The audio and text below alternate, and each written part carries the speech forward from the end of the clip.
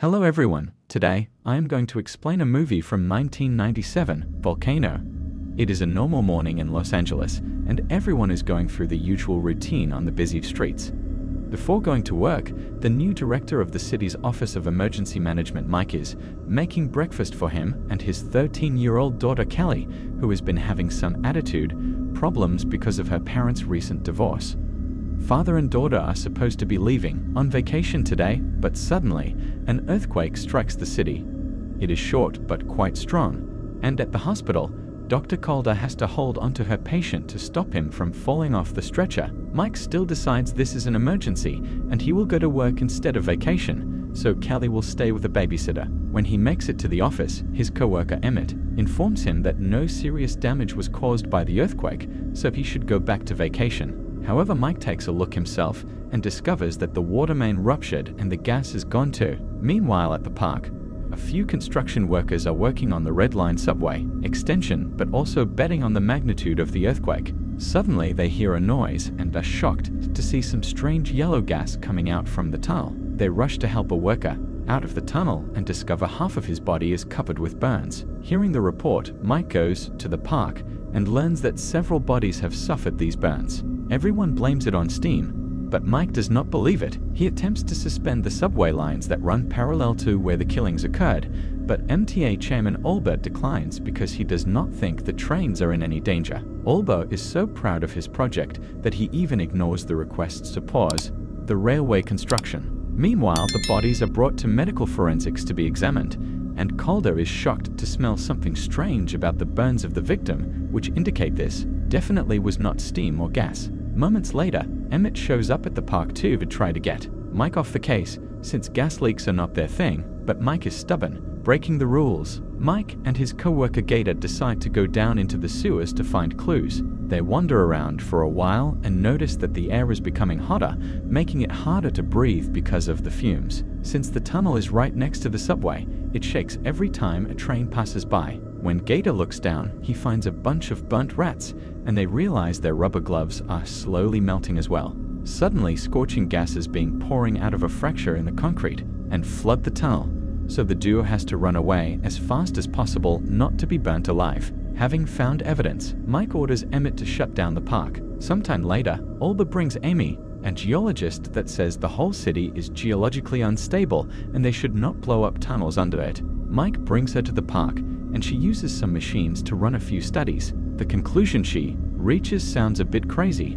She believes a volcano is fast growing beneath the city, with lava streaming underground. Unfortunately, it is still a theory, and she lacks the evidence to convince Mike, who finds the idea of lava in LA ridiculous. Meanwhile, nobody notices that the statue in the park fountain is slowly sinking. Later in the evening, Amy and her assistant Rachel inspect the accident scene in the storm drain, where they locate a fracture in the ground that released the gases earlier. The duo wanders the underground tunnels, taking samples and looking for an explanation when suddenly another earthquake hits the area. This one is stronger and cuts down power in the whole city. At home, Mike rushes out of bed to find his daughter and takes her to a safe spot. Underground, the night train driver tries to stop the vehicle, but it still crashes against falling debris. The quake cracks a hole in the tunnel where the scientists are, and Rachel falls, leaving her hanging off the edge. Andy tries to save her, but the smoke is getting stronger and the tunnel is becoming hotter by the second. A burning explosion of steam hits Rachel and burns her to death,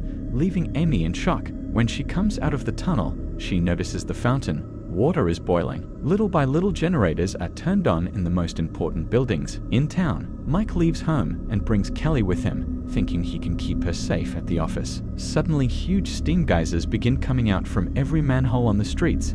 Cars stop to wait, but it only keeps getting worse, and now there is smoke and rocks falling all over the place. Mike watches a huge smoke curtain in shock before the little rocks are replaced by actual lava bombs, which begin causing fires whenever they land. Some houses explode, and buildings and other structures, like traffic lights, get destroyed as the falling debris causes accidents for the citizens that try to drive away in panic. At the MTA office, Olber hears about the train stuck in the tunnels and decides to lead a team to rescue them. Meanwhile, the driver calms down the terrified passengers and tries to get out, but the doors are stuck. Back on the streets, Calder is stuck in traffic too, and she watches how the lava bombs hit one of the arriving fire trucks. Mike stops the car to try to calm citizens down, but many people are already looting stores. Someone steals Emmy's equipment, while she is distracted by the fact there is ash falling everywhere. As firefighters do their best to deal with the disaster, Mike tries to reach the office, but he stops the car again when he sees Calder taking care of an injured person. She tells him about the fallen fire truck, and Mike rushes to try to help the firefighters out, but everyone freezes when the city begins rumbling. Suddenly, another earthquake hits the area, destroying a building that drops broken glass all over them. In a surprising turn of events, Mike witnesses Emmy's prediction becoming a reality as a newly formed volcano erupts from the city's tar pits. Lava starts flowing down Wilshire Boulevard, destroying everything in its path. The molten lava doesn't spare vehicles either. Filled with fear, Kelly abandons her car and desperately calls out to her father for assistance. A flaming lava projectile lands close to her, causing her pants to catch fire. Acting swiftly, Mike rushes to her side, with lava closing in around them. Mike manages to escape by leaping onto his car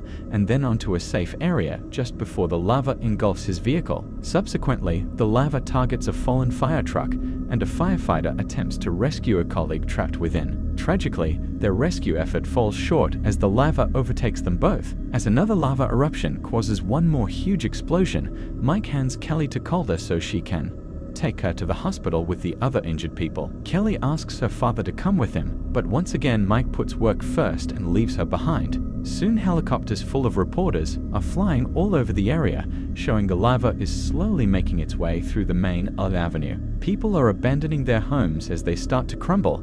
Moments later, Emmy joins Mike in his efforts to help the cops and the firefighters to organize a safe evacuation and try to control the lava. Mike wants to build a corridor that can stop the lava from reaching the rest of LA, so everyone pushes a bus away and then shoot the tires to use the vehicle as a wall. Then Mike and Amy try to rescue an unconscious body to safety, but at that moment, a flaming tree falls and blocks their way. The firefighters lower their ladder and the duo puts the body on it before hanging on the edge to get away. As the ladder moves above the lava, the victims' legs catch on fire, and 3 of them start panicking to put it off. The movement shakes the ladder and makes it break, but luckily they fall to a safe spot. Amy is starting to think they should give up on the city and concentrate on evacuating, but Mike keeps on planning. Meanwhile, the lava is starting to fill the Red Line tunnels as well, while Olber leads his squad to the crashed train in search of survivors. Everyone is unconscious and has to be dragged out of the vehicle, but at least they are safe. As the lava comes closer, Olber notices that the train driver is still missing and returns to find him. The driver is alive but unconscious, so Olber has to pick him up to leave, shoes melting with every step as the lava reaches the train and begins to melt it down. Feeling guilty for how he handled the situation, Olber jumps into the lava and flings the driver at his team before he dies. Back to Emmy, she grabs a basketball from a store and puts it on the ground, where it starts to roll on its own. This indicates an inclination on the ground that will take the lava in the direction of a gas station. The workers continue to push cars and other vehicles to try to guide the lava away, but it is not very efficient. Eventually, a bunch of emergency trucks arrive and Mike and Emmy create a plan to erect concrete barricades at the intersection of Wilshire Boulevard and Fairfax Avenue, forming a cul-de-sac in which to pool the lava while helicopters spray water on it to produce a crust. Meanwhile, at the medical tents, vets are starting to save animals too. Calder helps a few kids with their burns and asks Kelly to keep them entertained until they find the parents. Back to the streets, the barrier is finished and the firefighters proceed to shoot water with hoses and truck cannons. Soon helicopters also join the team to spread more water, and they manage to harden enough to make it stop. Everyone rejoices and celebrates, assuming the eruption has stopped. However, Emmy still worries and enters the subway tunnel to double-check. Using a gadget, she confirms that lava is still moving underground. She calls Mike and explains they didn't stop the lava, it just moved somewhere else, and she compares that incoming eruption to the Hiroshima bomb. The lava is traveling through the Red Line subway extension, and her calculations indicate that the main eruption will occur at the end of the line at the Beverly Center, where the medical tents are. Mike immediately joins Amy at the end of the line, and they lower a video camera into the tunnel to observe it, only to have it incinerated by a fast-moving flow of lava. Mike has to push Emmy away before the flames blow up into the street as well. They analyze the pace they see in the tunnel and discover that the lava will erupt at the end of the red line in 30 minutes. After calling Emmett so he can start evacuating the medical tents, Mike discusses their options with Amy, only to start to lose hope. Fortunately, Mike sees a building and is inspired with an idea. They can use explosives to make channels in the street that divert the flow of lava into Ballona Creek, which would eventually flow into the Pacific Ocean. Mike asks Emmy to go find his daughter while the team begins working on setting up the explosives. However, when Emmy makes it to the victim groups, she discovers Emmy is gone because she lost one of the kids and is out there looking for him. Back to the team, they're running all over the place because they only have 20 minutes to get it all ready. Gator and his men are placing bombs inside the center, but at that moment, earthquakes begin hitting the area again. The huge eruption happens sooner than expected and destroys the street, causing everyone to run away in panic. The lava is coming closer. Charge. One by one, the explosives begin going off. But at that moment, Mike notices Kelly and the little boy in the path of the explosions. He runs as fast as he can and pushes his daughter and the boy down as the entire building collapses. Fortunately, the plan goes perfectly, and the resulting tunnel guides the lava successfully to the ocean. While people celebrate the victory, Emmy looks around for her new friend. Suddenly, a hand pops out from the pile of debris, and Mike emerges with Kelly and the tiny child, all alive and well. At that moment, Emmett arrives with a new emergency for Mike, but he turns it down, saying he is leaving for a vacation with his daughter. Movie end here.